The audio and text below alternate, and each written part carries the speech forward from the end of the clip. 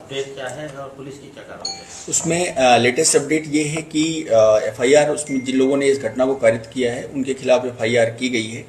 मौके पे कैमरे लगे हुए हैं, करीब 19 कैमरे हैं जो गांव में लगे हुए हैं। उनका डीवीआर पुलिस ने अपने कब्जे में ले लिया है। जो लोग इसमें इन्वॉल्व हैं, जिन्होंने जो हरकत करी है, सब कैमरे में रिकॉर्डेड है। पुलिस उसको देख करके और जो दोषी हैं उनकी पहचान करेगी और उनके खिलाफ कार्रवाई की जाएगी। समाज से कहना पड़ रहा है कि उनको जबरन दबाया जा रहा है, उन पे जबरन एफआईआर दर्ज की जा रही है। नहीं, ऐसी कोई बात नहीं है। देखिए, हमने पहले कहा कि इसमें किसी भी निर्दोष के खिलाफ कोई कार्रवाई नहीं होगी और जो दोषी होगा वो किसी हालत में नहीं बचेगा, क्योंकि जिसकी जो हरकत है वो ऑलरेडी कैमरे में रिकॉर्डेड है। तो इसमें इसलिए जो है ये सवाल ही नहीं उठता कि किसकी क्या गलती। पुलिस अपने मन से कुछ भी नहीं कर रही है। ऑलरेडी जिसने जो किया है वो कैमरे में वहां पे रिकॉर्डेड है, तो वो जिसकी जो गलती है वो खुद ही पकड़ में आएगी। दो समुदाय में विवाद हुआ, दोनों पक्ष के कितने लोगों को एफआईआर दर्ज? इसमें अभी की स्थिति है, अभी की स्थिति में करीब 6 लोग हैं जिन पे की नामजद एफआईआर है और कुछ अन्य लोग हैं जिन पे एफआईआर की गई है।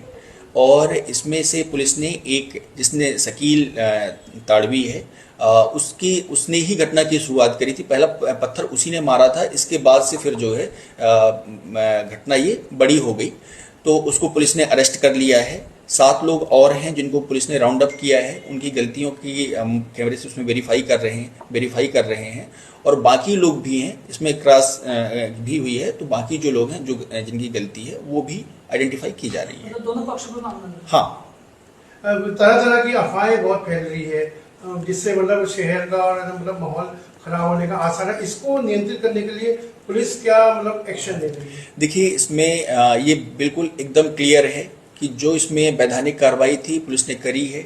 जो दोषी हैं उनके खिलाफ पुलिस कार्रवाई कर रही है। जो प्रमाण हैं पुलिस ने जुटा लिए हैं, वहाँ के डीवीआर पुलिस ने ले लिए हैं। अब जो है यदि कोई व्यक्ति फालतू की अफवाह फैलाता है तो गलत है ये, और इससे माहौल खराब होता है।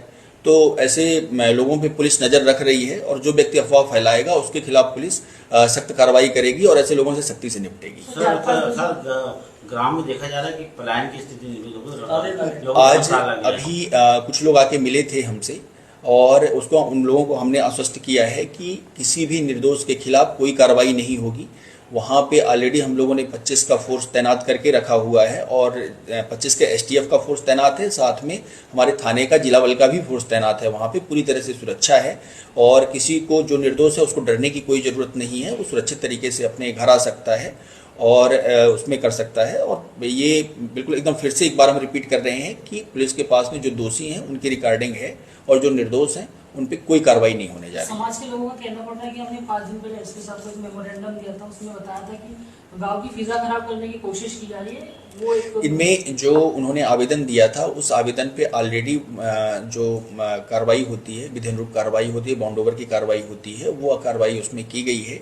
और इसमें जहाँ तक इस घटना की बात है, ये घटना स्पॉन्टेनियस थी कि जुलूस पूरा निकल गया था और अचानक से एक व्यक्ति था जो नशे में कह सकते हैं कि स्थिति में रहा है या कि उसका था, उसने स्टोन पेल्टिंग कर दी और उसके बाद ये चेन रिएक्शन स्टार्ट हो गया, तो उस पर कार्रवाई हुई है। तो इसको व्यक्ति के स्तर पे देखें हम लोग। बिरोधा गांव में जनजीवन पटरी पर कब तक लाने का आप लोग प्रयास करें?